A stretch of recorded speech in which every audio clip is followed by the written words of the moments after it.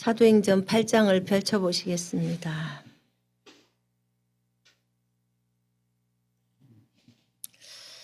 저번에 우리가 사도행전 8장 8절까지 나누었습니다. 오늘은 사도행전 8장 전체를 다 하겠습니다.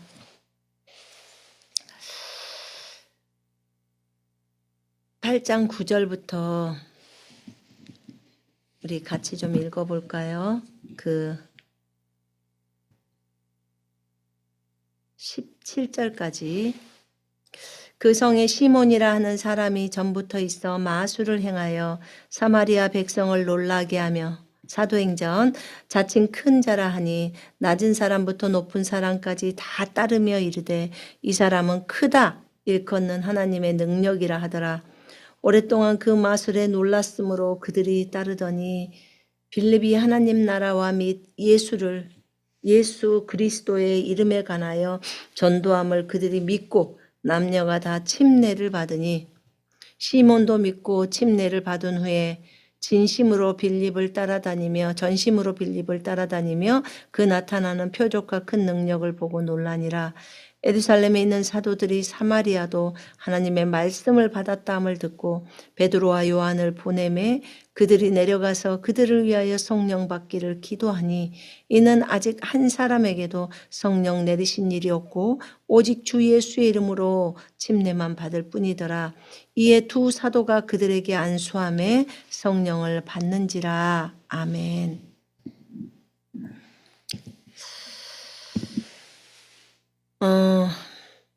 여러분, 여기에서 빌립은 사도 빌립이 아니라 복음 전도자 빌립, 7 집사 중에 한 사람인 빌립이 사마리아에 내려가서 복음을 증거합니다. 그가 하나님의 나라와 예수 그리스도에 대해서 증거를 합니다. 그때 많은 사람들이 구원을 받습니다. 그리고 그가 빌립의 말을 듣고 또 그들이 빌립이 행하는 표적들을 봅니다. 그러면서 한 마음으로 그 빌립이 하는 그 말씀을 따릅니다. 그들이 구원의 복음을 듣습니다. 그리고 받아들입니다. 그리고 나서 침례를 받습니다. 많은 사람에게 붙었던 그 더러운 영들이 떠나가고, 마귀가 떠나가죠. 마귀가 떠나가고 그 다음에 많은 중풍병자와 못 걷는 사람들이 나았고 그 성읍에 기쁨이 넘칩니다. 근데 그 성읍에 복음이 있을 때 항상 마귀의 역사도 있다는 것을 여러분들이 알아야 돼요. 왜냐하면 마귀는 복음이 그 성읍에 들어가는 것을 싫어합니다. 근데 이제 그 성읍에 시몬이라는 마술사가 있었어요. 마술사 그러면 우리는 굉장히 거리감이 있죠. 그 마술사. 근데 그 성읍에 시몬이라는 마술을 행하는 그 한 사람이 있었어요. 근데 그 사마리아에 있는 백성들은 이 사람을 자칭 큰 자라고 말합니다. 그래서 아주 어린 백성부터 높은 직위에 있는 사람들까지 다 그 시몬을 따라요. 시몬 베드로를 말하는 게 아니에요. 지금 마술사 시몬을 말하는 거, 이름이 똑같죠. 그래서 어쩌면 사람들이 그 마술을 행하는 것을 보면서 뭐라고 하냐면 하나님의 능력이다 이렇게 말을 해요. 진짜 하나님을 모독하는 거죠. 이게 마귀를 힘입어서 하는 것을 가지고 하나님의 능력이라고 표현합니다. 사람들이 오랫동안 그 마술에 놀랐으므로 그들이 그 시몬을 따랐다는 거예요. 백성들이 시몬을 따랐다는 거죠. 그러니까 능력 행함에 대해서 굉장히 관심이 많은 거죠. 빌립이 하나님 나라와 및 예수 그리스도의 이름에 관하여 전도함을 그들이 믿고 남녀가 다 침례를 받으니라. 그러니까 예수 그리스도를 믿고 나서 다 침례를 받습니다. 시몬도 그 마술사도 예수님을 믿었어요. 믿고 침례를 받았어요. 믿고 침례받은 후에 그가 여기 성경에 보면 전심으로 빌립을 따랐다고 했어요. 왜 그랬을까요? 빌립으로 통해서 나타나는 표적과 기적 때문에 많은 병자가 치유되고 또 마귀가 쫓겨나가는 것 때문에 자신은 이런 것들을 해보지를 않았거든요.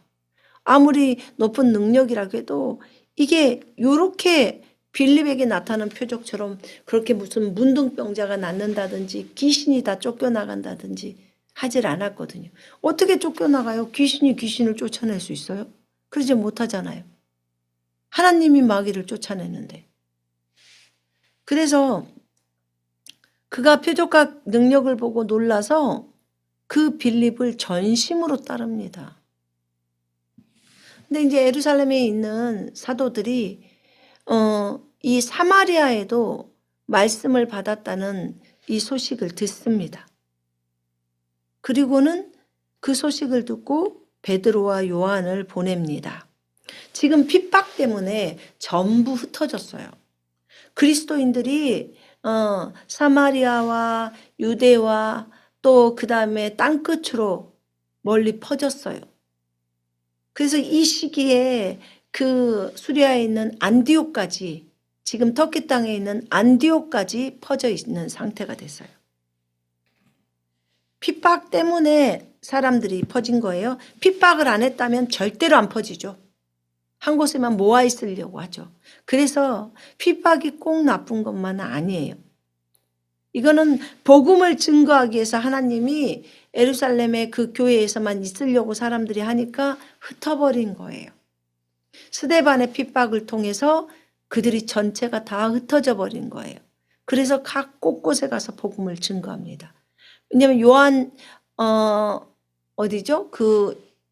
저 사도행전 1장 8절. 사도행전 1장 8절의 말씀을 따르려고 보니까 그 말씀에 따르면 너희가 성령을 받으면 권능을 받고 예루살렘과 온 유대와 사마리아 땅끝까지 이르러 내 증인이 된다고 했잖아요. 그러니까 증인이 된다고 했기 때문에 그렇게 흩어진 거예요. 그 말씀이 이루어지려고.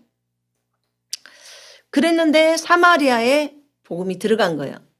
그러니까 7 집사 중에 한 명도 흩어진 거죠. 그죠?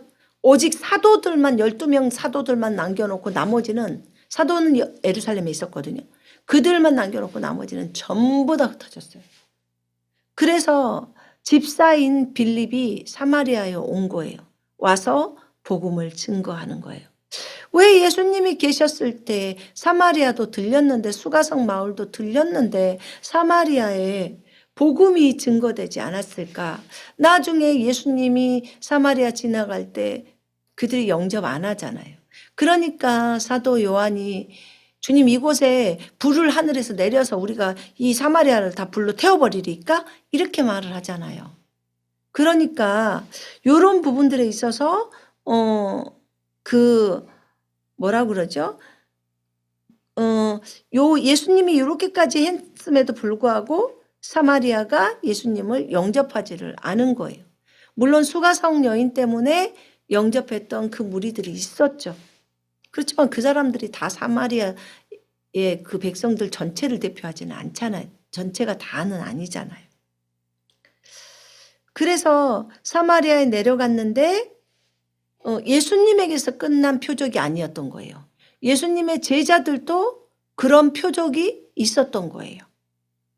그래서 이들이 이제 놀라서 예수 그리스도를 자신의 구주와 주인으로 맞아들이는 거죠.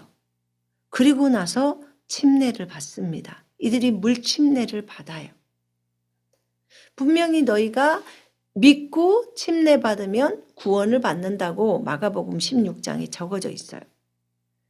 그래서 초대교회 성도들은요, 믿고 침례까지 다 받았어요. 믿고 침례 받은 것을 구원이라고 생각했어요. 그렇게 그래서 반드시 침례는 믿자마자 바로 받는 거라고 생각을 했어요. 자, 여러분 한번 생각을 해봐요. 구원, 우리가 어디로부터의 구원이에요? 죄로부터 구원이에요. 죄로부터 구원받는 거예요. 지옥으로부터 구원받는 거예요. 질병으로부터 구원을 받는 거예요. 그죠? 자, 그렇다면 우리가 보통 말하는 나는 구원받았어, 나는 예수님을 나의 주인으로 믿고 구원받았어, 그 말은 죄로부터 구원을 받은 거예요. 그래서 더 이상 지옥 가지 않는다는 거예요. 그래서 구원이라는 것은 예수님을 나의 주인으로 모시는 예수님의 주인 되심을 내가 비로소 인정하고 고백하는 거예요. 주님은 나의 주인이십니다. 주님은 진짜 나의 주님입니다. 이제 내 안에 들어오셔서 나의 주인이 되어주세요. 예수님이 나를 위해서 십자가에서 피 흘려 죽으시고 내 죄를 용서하시고 죽고 3일 만에 살아나신 하나님의 아들 메시아인 것을 내가 믿습니다. 이제 내 안에 오시옵소서. 천국 가는 그날까지 나는 오직 예수 그리스도만을 믿고 섬기며 따라가겠습니다. 예수님 이름으로 아버지께 기도드렸습니다. 아멘. 이렇게 영적 기도를 하면 그러면 여러분에게 하늘에서 빛이 내려와요. 그래서 우리 안에 성령이 들어오시죠. 네, 내주하시는 성령님이십니다. 그래서 우리가 하나님의 자녀로 거듭납니다. 우리의 죽어있던 영을 살려버립니다. 이게 이제 구원이래요. 보통 우리가 구원받았다 이렇게 말할 때. 그 다음에 물침례가 바로 따라옵니다. 그죠? 물침례가 따라와요. 물침례는 예수님의 주인 되심을 첫 번째로 증거하는 행위입니다. 간증이에요. 예수님을 나의 구주와 주인으로 맞아들인 사람이 물에서 침례를 받습니다. 예수님도 물에서 침례를 받으셨습니다. 그때 성령이 비둘기처럼 하늘에서 내려옵니다. 그러면서 하늘에서 소리가 들리죠. 이는 내 사랑하는 아들이여 내가 기뻐한다. 그 안에서 기뻐한다. 아버지의 소리가 들립니다. 예수님의 주인 되심을 첫 번째로 증거하는 행위예요. 이게 간증이에요. 선한 양심의 응답이에요. 이게 침례입니다. 분명히 갈라디아서 3장에는 침례를 받을 때 예수 그리스도로 옷을 입는 거라고 나와요. 예수님으로 옷을 입는 거. 그것이 침례입니다. 여러분 예수님으로 옷 입으셨습니까? 물침례를 받으셨다면 예수님으로 옷 입는 거예요. 예수님과 합해지는 거예요. 연합되어 버리는 거예요. 예수로 옷 입었기 때문에 하늘에서 볼 때는 나를 볼 때 예수로 보는 거예요. 예수님이라는 이 옷이 나에게 입혀진 거예요. 이렇게 주님과 하나가 되는 거예요. 하나. 이렇게 그리스도 안으로 침례를 받아버림으로 우리는 그리스도로 옷을 입고요. 이렇게 침례 받은 사람들은 여자도 없고 남자도 없습니다. 유대인도 없고 이방인도 없습니다. 종도 없고 자유인도 없습니다. 모두가 그리스도 안에서 하나이고 예수 그리스도 안으로 들어갑니다. 그분이 우리 모두의 전부가 되십니다. 침례받은 모든 사람의 전부예요. 그분이 우리의 주인 되십니다. 그 다음에 또 뭐라고 나오냐면 우리가 아브라함의 씨고 약속에 따른 상속자라고 합니다. 어떤 사람이요? 믿고 구원받고 침례받은 사람이요. 그러니까 구원과 침례는 거의 세트라고 생각을 하면 돼요. 왜냐하면 나는 구원받았습니다. 나는 예수가 나의 주인이심을 인정하고 고백합니다. 이것이 뭐라고요? 침례라고. 누구 앞에서? 하늘에 있는 하나님과 성도들과 이 지상에 있는 성도들과 교회와 천사와 마귀 앞에서 선언하는 거예요. 나는 그리스도와 함께 연합돼서 같이 죽었습니다. 물속에 묻혔습니다. 그리고 새로운 내가 오늘 그리스도와 함께 부활했습니다. 이렇게 예수님의 부활이 나의 부활이 되는 그 시간이에요.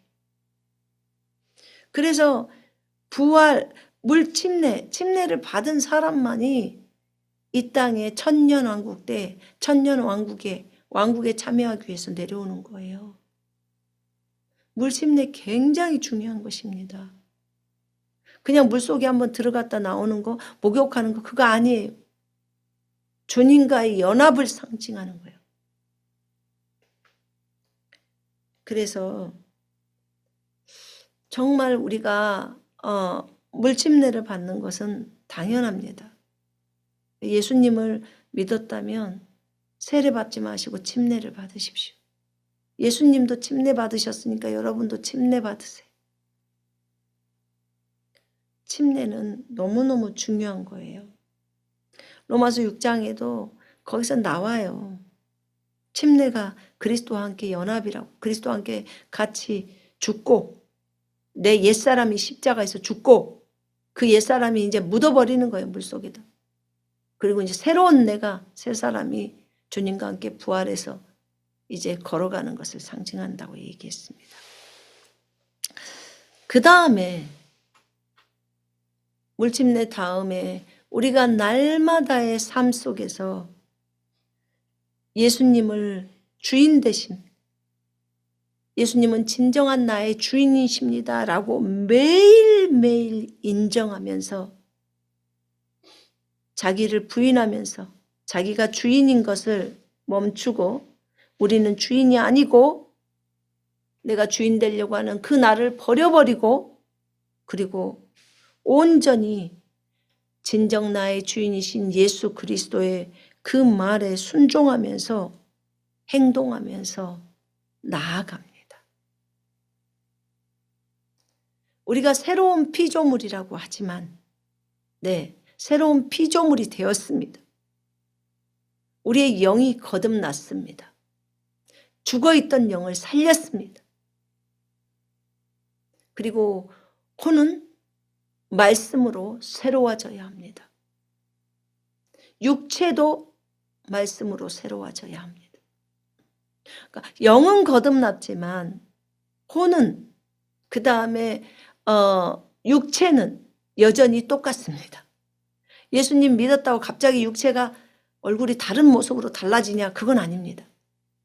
육체는 어제 구원받았어도 어제 얼굴하고 오늘하고 똑같습니다. 그럼 생각이 달라졌냐? 조금은 달라질 수 있었겠지만 완전히 어제까지 했던 거짓말을 오늘 바로 거짓말을 안 하려고 하지만 입에서 나옵니다. 습관화가 되어 있어서. 그래서 그것을 버리는 것입니다. 그것을 버리면서 살아갑니다. 자기 부인을 해야 될 것은 혼이고 육체입니다. 그 영역이. 그래서 내가 예수 그리스도를 영접했다면 또 침례를 받았다면 나는 새로운 피조물이 됐어요. 내 영은 새롭게 되었습니다. 이제 내 혼과 내 몸이 이 말씀에 따라 기존에 가지고 있었던 육신적인 것을 생각들을 다 버리면서 생각을 새롭게 함으로 변화를 받는 삶을 살아야 됩니다. 이걸 보통은 사람들은 성화라고 말을 해요. 근데 우리는 새로운 피조물이 되었기 때문에 하나님의 말씀의 방식에 따라 영을 따라 살아가면 됩니다. 성령을 따라 살아가면 돼요. 진짜 주님의 주인 되심이 더 확실해지고 더 확고해지고 확장되어져야 합니다. 기존에는 요 부분에만 주인 되심을 인정했다면 이제는 돈의 영역에서도 주님의 주인 되심을 인정해야 되겠고 학교를 가는 거나 직장 생활을 하는 거나 다 주님의 주인 되심을 인정해야 합니다. 남편과의 관계 속에서 아내와의 관계 속에서 가정 생활에서도 온전히 주님의 주인 되심을 인정해야 합니다. 그러면 주님의 주인 되심을 인정하려면 돈을 쓸 때도 주님께 물어보고 써야 되겠지요? 네. 어디를 갈 때도 여행을 갈 때도 주님 제가 여행을 가야 할까요? 제가 이 급박한 시기에 주님 보실 때는 제가 여행을 가기를 원하십니까? 주인께 물어보니까 주인이 말씀하시죠. 아니, 나는 네가 안 갔으면 좋겠다. 또는 제가 주님 이렇게 돈을 쓰려고 합니다. 아니, 나는 네가 이 돈을 다른 사람 누군가에게 주었으면 좋겠다. 저 어떤 영혼을 불쌍히 여겨서 또는 부모를 불쌍히 여겨서 이렇게 그 돈을 거기에 사용했으면 좋겠다. 왜요? 돈의 주인이 주님이니까. 여러분의 호흡도 주님이 주셨어요. 여러분의 몸의 주인이니까. 주님이 그래서 성형수술을 하지 말라고 하는 거예요. 성형수술 하지 마라. 저는 할 거예요. 그 몸 내 몸이야. 내가 만들었어. 진정으로 주님이 몸의 주인이라는 것을 안다면 주인께 물어야 되겠죠. 주님이 성형수술 해라 하면 하겠죠. 그러나 하지 말라고 하면 안 해야 되는 거예요. 그분이 모든 것의 주인이에요. 자, 봐봐요. 제가 어느 날 한번 생각을 해본 적이 있었어요. 음란한 생각을 할 때 그 생각을 누가 만들었니? 주님이요. 그러면 주님이 너에게 음란한 생각을 하라고 그 생각을 만들어줬니? 아니라는 거예요. 그럼 너 음란한 생각을 할 때 나한테 한 번이라도 물어봤니? 음란한 생각 해도 돼요? 이렇게 물어봤니? 아니요. 생각의 주인이 나야. 감정의 주인도 나야. 그러면 주님이 항상 기뻐하라고 했는데 나는 기쁘지 않은데 제가 기뻐해야 될까요? 기뻐해. 내가 이미 너가 기뻐할 수 있는 모든 기능을 다 집어넣었어. 너를 만들 때. 생각을 바꿀 수 있을까요? 바꿀 수 있도록 다 했어. 그 생각을 바꿔. 그 우울하다는 생각 속에 갇혀있지 말고. 내가 네 아빠인데 왜 우울해? 온 우주의 창조주 모든 것을 할 수 있는 분이 너의 아빠야. 네가 나에게 구해봐. 그럼 내가 주지. 생각도 주님이 만드셨고 손가락, 발가락, 심장, 지문 다 만드셨어요. 그런데 그렇게 만들어 주셨는데 그런데 우리는 몸을 우리 거라고 생각하는 거예요. 그거 잘못된 거거든요. 그래서 주님께 다 묻는 게 맞아요. 뭐 화장실을 갈까요? 안 갈까요? 그걸 물으라는 게 아니에요. 그런 건 기본형으로 가세요. 그게 아니라 내가 돈을 사용할 때 말하는 거예요. 돈의 주인이 예수님이라는 걸 인정하라는 거예요. 여러분에게 지혜를 주신 분이 주님이기 때문에 그 지혜를 어떻게 사용해야 되는지 그 주님께 물으라는 거예요. 내가 읽고 있는 책이 음란한 책인지 무슨 철학책인지 성경과 반대되는 책인지 마술책인지 이런 것들을 주님께 물으라는 거죠. 주님, 제가 이 마술책을 읽어도 될까요? 왜냐하면 주님께서 나에게 이 눈과 뇌와 이 모든 걸 다 주셨는데 제 마음속에 이 마술책이 들어가기를 원해서요 하고 물으면 아니 그거 갖다 버려라. 그러실걸요. 그러니까 우리가 얼만큼 주인이신 주님을 인정하지 못하고 지 맘대로 자기 맘대로 책 읽고 자기 맘대로 보고 싶은 TV 보고 자기 맘대로 유튜브 다 보고 자기 맘대로 원하는 대로 다 하는 거예요. 그러니 하나님을 신뢰하고 하나님을 의지한다는 게 뭐예요? 그 주님을 주인으로 인정한다는 것은 그분에게 물어야 되는 거죠. 종은 항상 주인에게 묻는 거예요. 주인님, 내가 오늘 어디 밭에 가서 일할까요? 너는 어디 밭으로 가거라. 주인님, 제가 회사가 두 곳이 나왔는데 제가 어느 회사를 다니면 될까요? 물어야죠, 주님한테. 내 몸의 주인이 주님이신데, 내 생각도 혼의 주인도 주님이시고 내 영의 주인도 주님이세요. 그 주님이 내 몸 속에 계세요.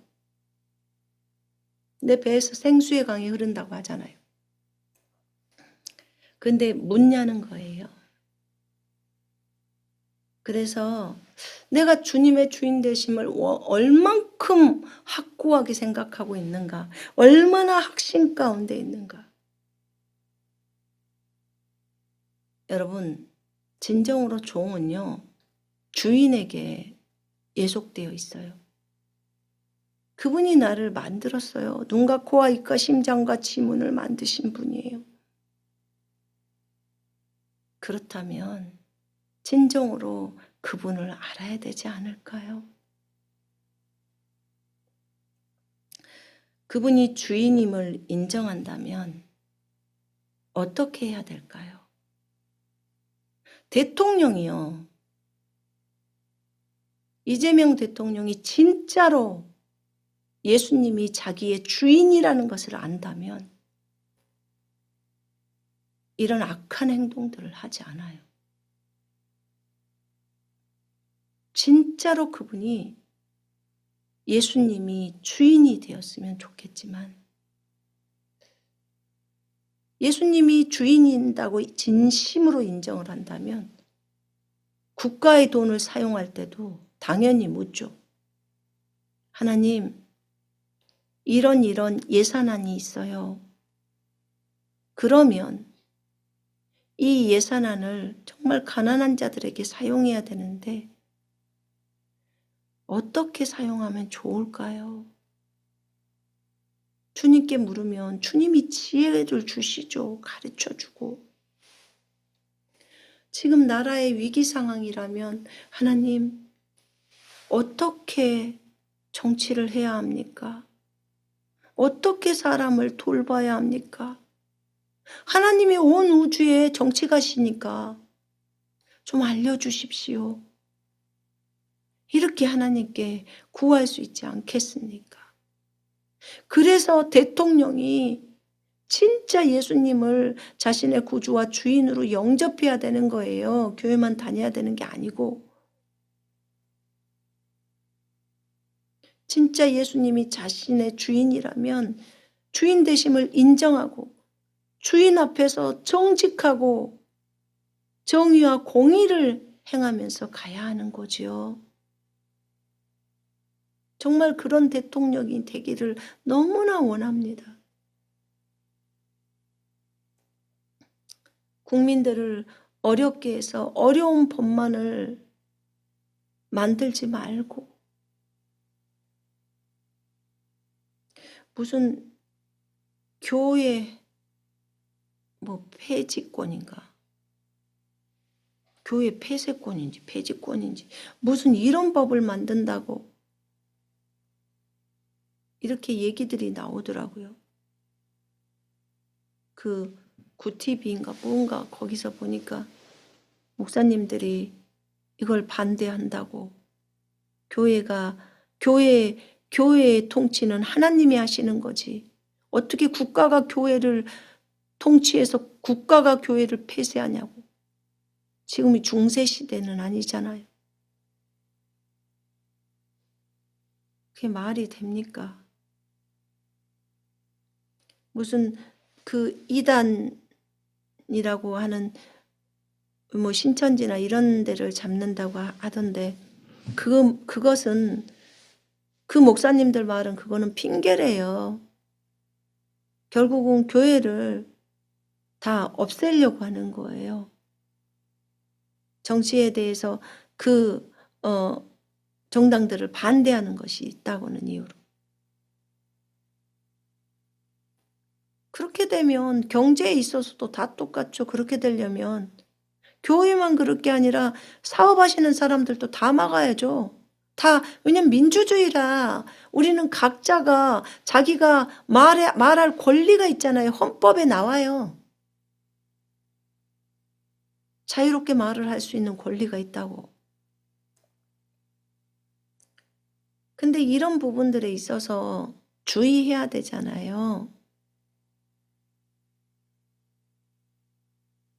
그래서 진짜로 정치하시는 분이나 경제하시는 분들이 하나님을 진짜 알아야 돼요. 진짜 하나님을 두려워하고 악에서 떠나야 돼요. 정의와 공의를 실행해야 돼요.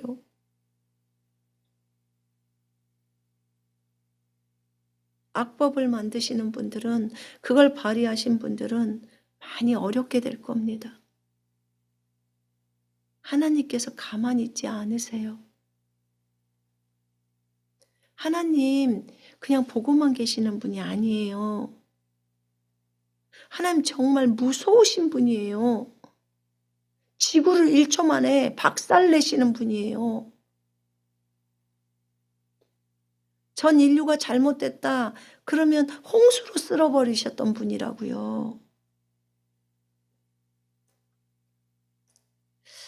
이 정도로 하나님 무서우신 분이에요. 여러분의 24시간을 다 알고 있어요. 정치인들의, 대통령의 24시간을 알고 있단 말이에요. 24시간 365일 그의 인생이 끝날 때까지. 전부 알아요.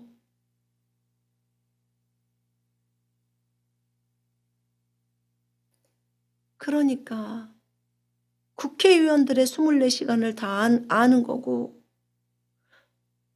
정치인들의 24시간을 알고, 경제인들의 24시간을 알고, 종교인들의 24시간을 다 알아요. 모든 백성들의 24시간을 365일 그의 인생이 죽음을 맞을 그때 그 이후까지 다 알고 계세요. 그가 지옥에서 그 고통을 당하는 것까지 다 알고 계신단 말입니다. 그분을 참으로 두려워해야 돼요. 모든 사람들이 그분을 두려워해야 돼요. 대통령부터 시작해서 백성에 이르기까지 모두 다 하나님을 두려워하고 악에서 떠나야 돼요. 정말 그것이 너무나 필요해요. 하나님의 두려움이 여러분에게 임하면 여러분 악소리도 못하고 거기서 벌벌 떨면서 죽음으로 가요. 숨 못 쉬어요. 그렇게 하나님 무서우신 분이에요. 하나님은 사랑의 하나님이시기도 하지만 공의의 하나님이에요. 하나님의 공의를 잊어서는 안 됩니다. 그래야 이 사회가 아름다워져요. 그 다음에 방송사들 정직하게 뉴스를 하세요. 정말 그 뉴스 왜곡시키지 말아요. 하나님이 다 보고 계세요. 방송인들의 24시간 다 알고 있습니다. 악소리 나는 그 때가 와요. 하나님의 심판의 때가 옵니다. 그래서 미리 회개하고 돌이키세요. 미리.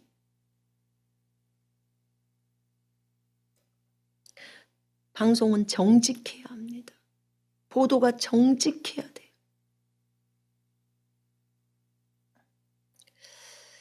이렇게 물침례를 통해서 또 우리의 매일의 삶을 통해서 예수 그리스도에 대한 그 주인 되심에 대한 확증과 확신이 더 많이 커져야 합니다. 이제 마술사인 시몬이 그 베드로와 요한이 내려와서 이제 성령을 받을 수 있도록 그들에게 안수를 합니다. 여기서 성령을 받는다고 하는 것은 능력을 받는 걸 얘기해요. 위로부터 오는 능력, 여러분의 머리 위에 성령님이 임하십니다. 그래서 그 사람에게 능력이 임해요. 성령이 너희에게 임하시면 너희가 능력을 받고 권능을 받고 예루살렘과 온 유대야 사마리아 땅끝까지 이르러 내 증인이 되리라. 예수님의 증인하려고 받는 능력을 말하는 거예요. 아까 구원받을 때 성령님이 우리 속으로 들어오는 것은 내주하시는 성령이 우리를 거듭나게 하려고, 우리의 죽어있는 영을 살리려고 하는 거. 그 성령을 받는 거예요. 그런데 여기 8장에서 지금 말하고 있는 두 사도가 그들에게 이제 안수 기도를 해줬어요. 머리에다 손을 얹는 거죠. 안수를 해줬어요. 그러면 안수 기도를 받고 성령을 받아요. 이 성령은 사도행전 1장 8절에 나와 있는 성령이에요. 두나미스라고 해서 권능, 사역의 변화를 위해서, 사역을 위해서 그 변화를 일으키는 능력이라고 하죠. 표적과 기적이 동반할 수 있도록 하는 거예요. 그래서 그 사람의 삶 속에 성령님이 오신 이후에 그는 이제 하나님의 능력을 받습니다. 능력을 받고 예수의 증인으로 서려고 하는 것입니다. 성령은 믿음으로 받는 것이고 안수에 의해서 받는다고 했습니다. 보통은. 근데 안수 없이도 받냐? 네, 저도 안수 없이 받았습니다. 안수 없이도요, 능력이 임해버릴 수 있어요. 고넬료 집안에 복음을 증거하러 갔다가 그들은 복음도 받고 그 다음에 물침내 받기 전에 성령님이 임해버립니다. 왜냐하면 이거는 보통 성령이 임했다 그러면 방언이 따라버려요. 방언이 따라버려요. 방언이 또 표적이거든요. 그래서 그렇게 임합니다. 예수님의 증인으로 살기 위해서 받는 기름 부음이에요. 예수 그리스도를 강력하게 증거합니다. 복음을 증거해요. 예수님은 그리스도이십니다. 예수님은 메시아 하나님의 아들이십니다. 예수 그리스도를 자신의 구주와 주인으로 맞아들이면 여러분은 거듭납니다. 하나님의 자녀가 됩니다. 라고 강력하게 증거를 하죠. 이 증거를 하게 하려면 내가 성령의 권능을 받는 것입니다. 받아야 하는 거예요. 그래야 그 일을 할 수 있어요. 그때 표적과 기적이 나타나요. 그래서 질병이 치유함을 받고 마귀가 떠나가고 합니다. 이 일을 위해서 필요한 도구가 성령이에요. 은사가 나타나죠. 그래서 어쨌든 복음을 증거하고 죽은 자를 살리고 또 병자를 치유하고 또 마귀를 쫓아내고 가르치고 하는 사역들을 감당할 수 있도록 성령님은 선물입니다. 본인이 원해서 주님 앞에 간절히 구하면 주님께서 주십니다. 혼자 집에서 구해도 주시나? 네, 가능합니다. 혼자 집에서 구해도 주십니다. 주셔요. 그래서 말씀에 근거해서 구하면 다 주셔요. 고린도후서 1장 21절에도 갈라디아서에도 다 구하면 성령님을 주십니다. 자, 성령 충만함은 계속 진행되어져야 합니다. 성령을 받는다 이 말은 성령의 충만함을 받는다는 말하고 똑같은 말이에요. 성령의 침례를 받았다 이 말도 성령 충만함하고 같은 말이에요. 첫 번째 받을 때 성령 침례 받았다 이렇게 표현합니다. 성령 침례 받았다 이렇게 표현하고요. 성령의 충만함은 지속적으로 계속 진행되어져야 해요. 그러니까 오늘 성령의 충만함을 받고 내일 없어질 수 있느냐? 거의 그러지는 않아요. 적어도 일주일은 갑니다. 일주일은. 그다음에 저 같은 경우는 한 10년 이상은 갔었거든요. 근데 그렇게 어떻게 성령의 충만함이 그렇게 될 수 있죠? 성령 충만함을 유지를 잘 시켰던 거예요. 제가 했을 때 그건 제 힘이 아니라고 봐요, 저는. 근데 저는 잘 몰랐으니까 무조건 아침 4시에 일어나서 아침 7시까지 기도를 했어요. 주님이 1시간 정도 일찍 일어나자 해서 일찍 일어났어요. 그래서 기도를 했어요. 기도하면서 성경도 읽고 그리고 기도를 주로 많이 했죠. 주님께 계시를 달라고 구했어요. 주님이 누구신지 알고 싶다고 구했어요. 제발 주님이 누구신지 좀 알려주세요. 나의 신랑이신 주님이 누구신지를 제가 알아야 주님과 친밀하게 지내고 어떻게 구해야 되는지도 알아야 되지 않겠냐. 그랬더니 네가 나를 알고 싶다면 성경을 읽어라. 요한복음에 말씀이 하나님이라고 적어져 있다. 말씀이 나야. 말씀의 나에 대해서 다 나왔어. 그래서 말씀을 지금부터 한 장 한 장씩 읽어라. 그래서 읽기 시작했어요.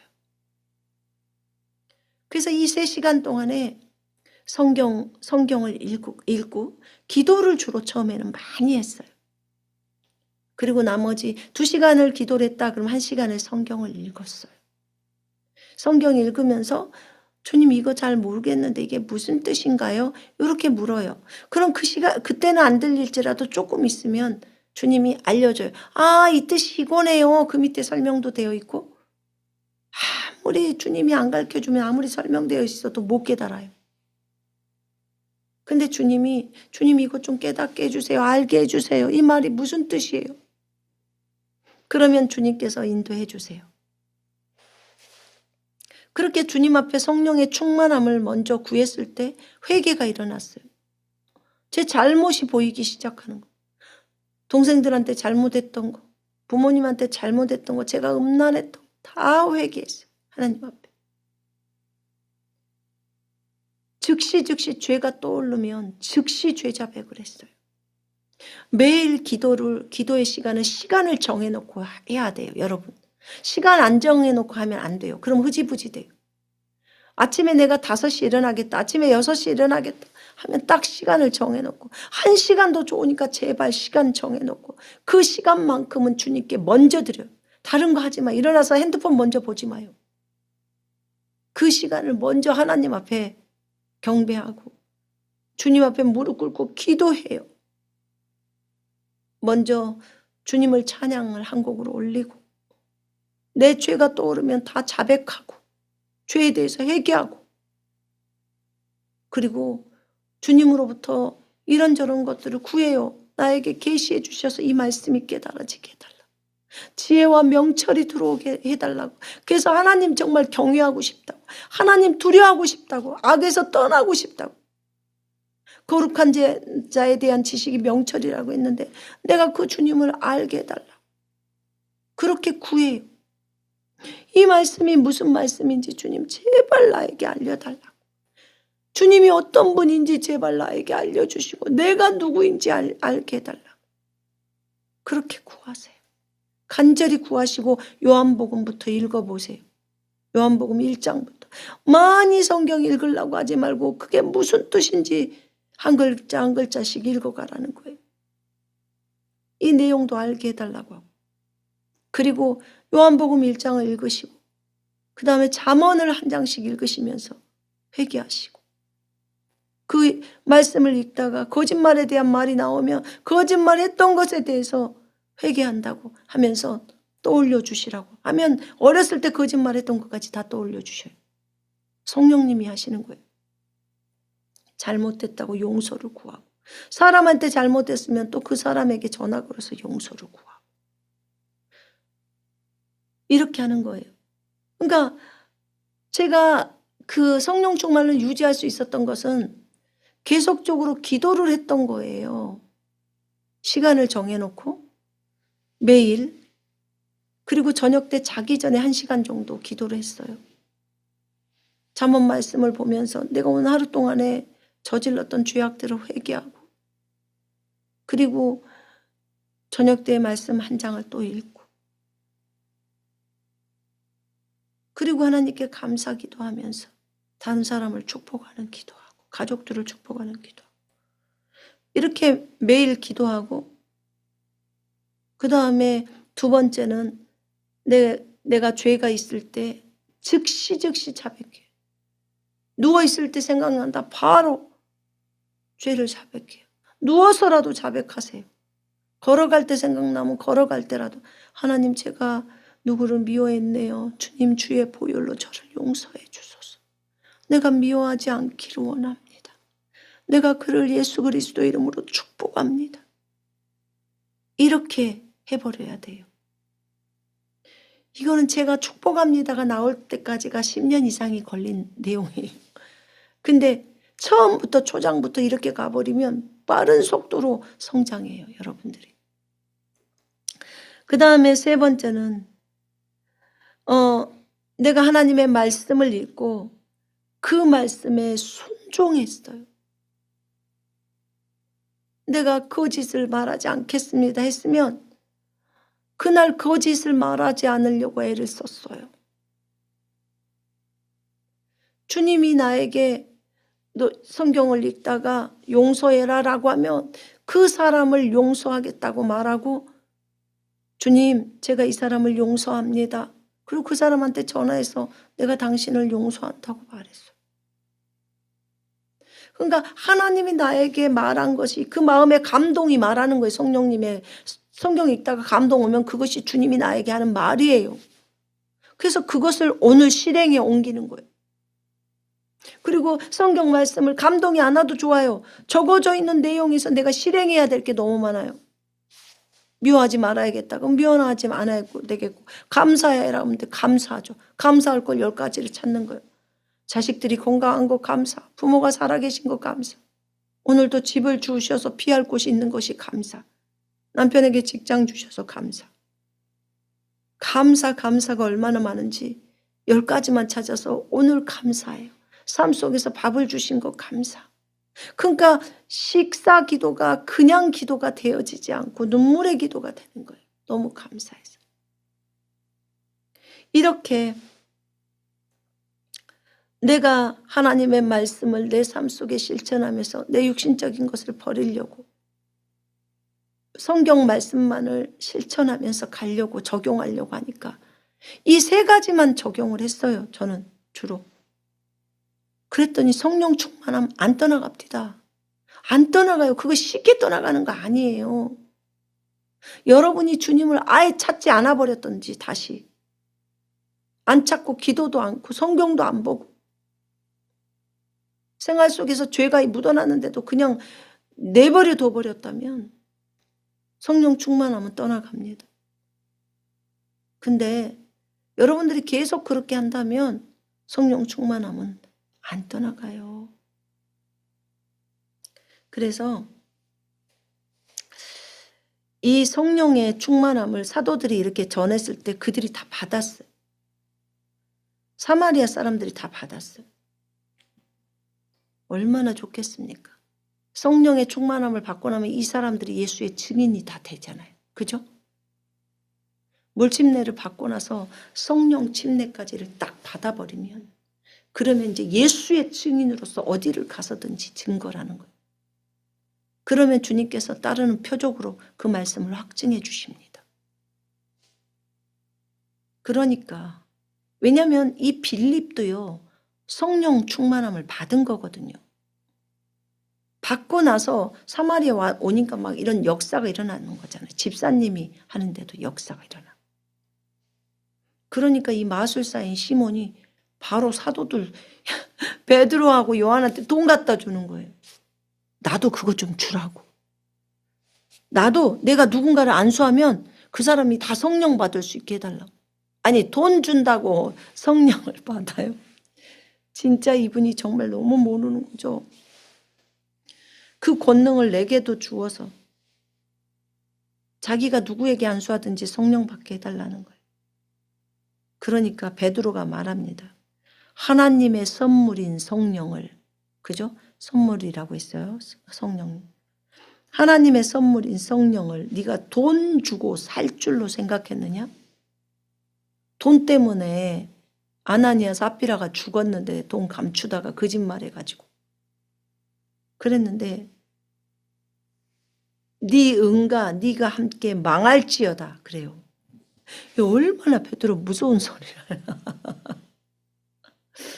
망하는 하나님 앞에서 네 마음이 바르지 못하니 네가 이 도에는 네가 관계도 없고 이 길에는 관계도 없고 분깃될 것도 없어 라고 말합니다. 근데 감사하게도 그 뒤에 한 구절을 해줍니다. 자신이 말 잘못했다간 또 죽을 판 됐어요. 그러니까 그러므로 너의 이 악함을 회개하고 주께 기도하라. 속마음에 품은 것을 사하여 주시리라. 너의 이 악함을 회개하고 하라는 거예요. 왜냐하면 그도 예수를 믿고 침례를 받았잖아요. 그죠? 물침례를 받았어요. 믿고 침례 받았다고 나와요. 시몬도 믿고 예수님을 자신의 주인으로 믿은 거예요. 근데도 자기 안에 마술에 했던 그 사악함이 있기 때문에 이렇게 돈 주고 사서 또 지가 마술하듯이 그렇게 하려고 했던 거예요. 내가 보니 너는 악독이 가득하며 불의에 매인 바 되었다. 그랬더니 시몬이 제발 나를 위해서 주님께 기도해서 이런 것이 임하지 않게 하옵소서 해요. 그러면서 두 사도가 사마리아의 여러 마을에서 이제 복음을 증거하면서 다시 예루살렘으로 돌아갑니다.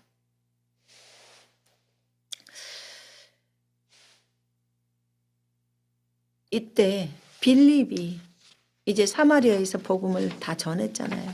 얼마간에 걸쳐서 복음을 전했는데 그가 그 복음을 전하고 나서 주의 천사가 빌립에게 나타납니다.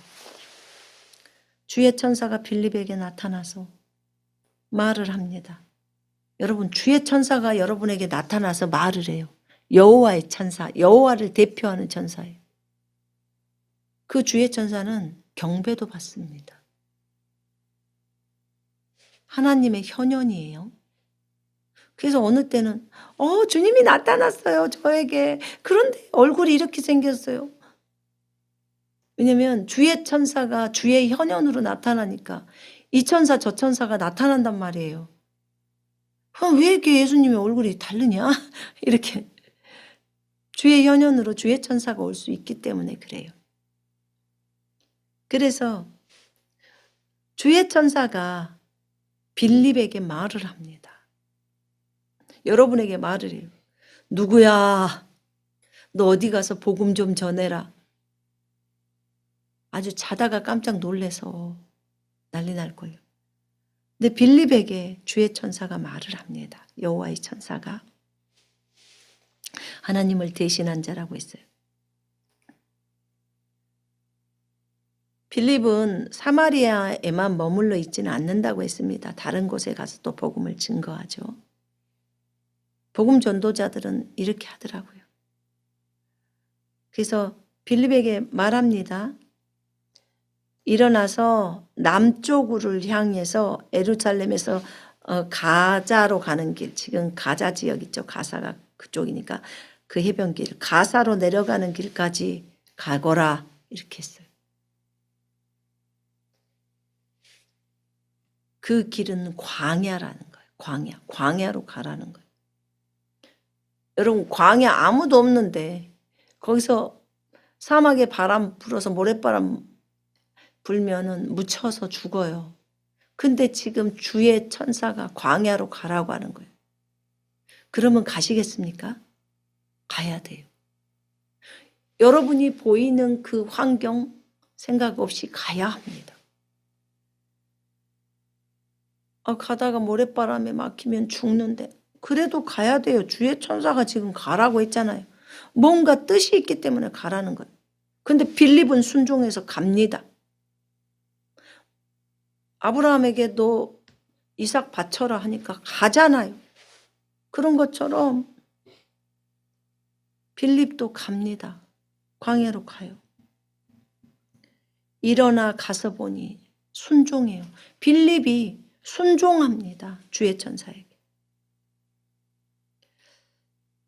여러분, 항상 주의 천사가 또는 성령님이 여러분에게 순종을 요구할 때, 또는 성경 읽다가 감동으로 그 말씀을 성령께서 주실 때 순종해야 돼요. 순종이 제사보다 나아요. 너무너무 중요해요. 순종이. 불순종의 죄악에 빠지지 말아요. 여기서 순종했기 때문에 이 이디오피아 내시를 얻을 수 있었고, 이 내시 때문에 이디오피아 전체가 구원의 복음을 받은 거예요. 대부흥이 에디오피아에서 일어났던 거예요. 이 한 명의 내시 때문에. 근데 그 한 명의 내시를 누가 전도했냐?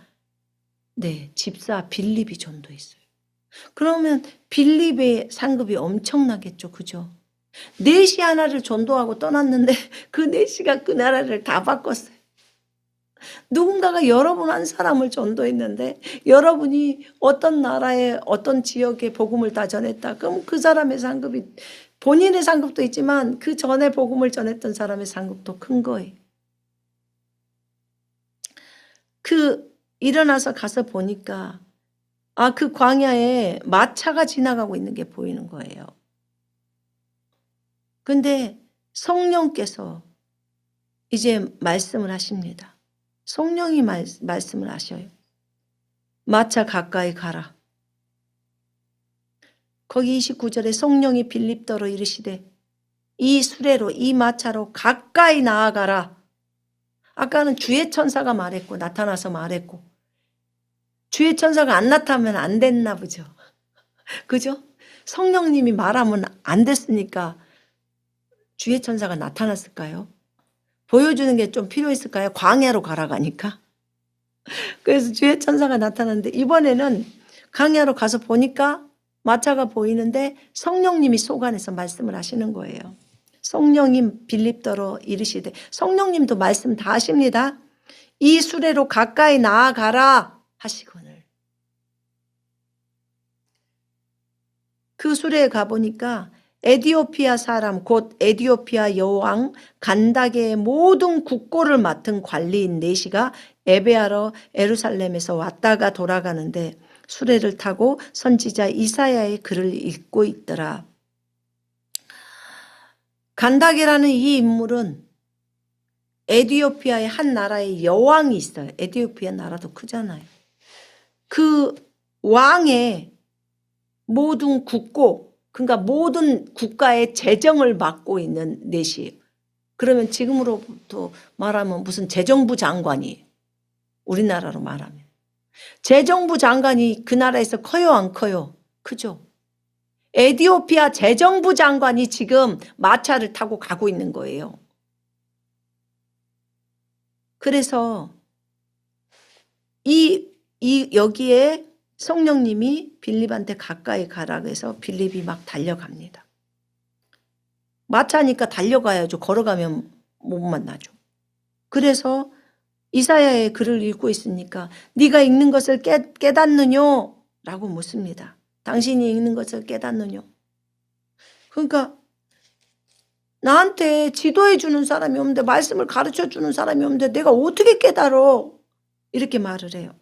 그러면서 여기로 좀 올라와요. 수레에 좀 앉아봐요. 마차에 앉아보라는 거예요. 그래서 그 마차에 탑니다. 재정부 장관 앞에 지금 앉아 있는 거예요. 근데 그가 읽고 있는 성경 구절이 어디죠? 이사야서 53장. 이사야서 53장 7절 8절을 읽고 있는 거예요. 그가 도살장으로 가는 양과 같이 끌려갔고 털 깎는 자 앞에서 있는 어린 양이 조용한가 같이 잠잠한 것 같이 그의 입을 열지 아니하였도다. 이게 이사야서 53장 7절 8절이에요. 그가 굴욕을 당했을 때 공정한 재판도 받지 못하였으니 누가 그의 세대를 말하리요? 그의 생명이 땅에서 빼앗김이로다. 예수님에 대한 내용이에요. 털 깎는 자 앞에서 잠잠한 어린 양같이 도수장으로 끌려가 이제 죽기 위해서 그렇게 했다는 거예요. 그 얘기를 읽는 거예요. 그러니까 네시가 말해요. 여기 이 사람이 이렇게 털 깎는 자 앞에 잠잠한 어린 양이 된 이 도살장으로 끌려가는 이 존재가 이 선지자예요? 이사야 선지자예요? 이렇게 묻는 거야. 이 선지자냐고, 혹시 다른 사람이냐고, 자기냐고 아니면 타인이냐고. 그러니까 빌립이 입을 열어서 이 글에서 이사야의 글을 딱 제시를 하면서 예수님을 가르칩니다. 예수가 그리스도인 걸 가르쳐요. 그래서 예수님에 대해서 복음을 증거합니다. 그 예수가 그리스도야. 이 예수가 이 어린 양이야. 그가 찔렸어. 우리의 허물 때문에. 그가 상함은 우리의 죄악 때문에. 그가 징계를 받음으로 우리가 평강을 누리고, 그가 채찍에 맞음으로 우리가 나음을 입었어. 하면서 설명 다 해줍니다. 거기서 복음을 전해요. 그러니까 내시가 묻습니다. 여기 물이 있어요. 여기 물이 있는데 내가 침례를 받는데 무슨 꺼리낌이 있습니까? 무슨 내가 침례를 받는 데 있어서 내가 거침이 되는 게 있습니까? 그랬더니 아니, 그 밑에 나오죠. 어떤 사본에는 빌립이 이르되 네가 마음을 다하여 믿으면 합당하니라, 이렇게 나와요. 이제 개역성경에는 없음이란 구절이 있거든요. 없음이 아니고 진짜 있어요. 근데 이제 누군가가 없애버린 거예요. 근데 이 사본은, 이 개역성경이 나오는 사본은 이 사본으로 했던 거예요. 킹제임스 성경은 다른 사본으로 한 거거든요. 그러니까 다 있어요, 성경 내용이. 그래서 거기에 뭐라고 적어져 있냐면 빌립이 이르되 네가 마음을 다하여 믿으면 합당하니라. 대답하되 내가 예수 그리스도께서 하나님의 아들인 줄을 믿노라. 이렇게 이제 내시가 말하는 거예요.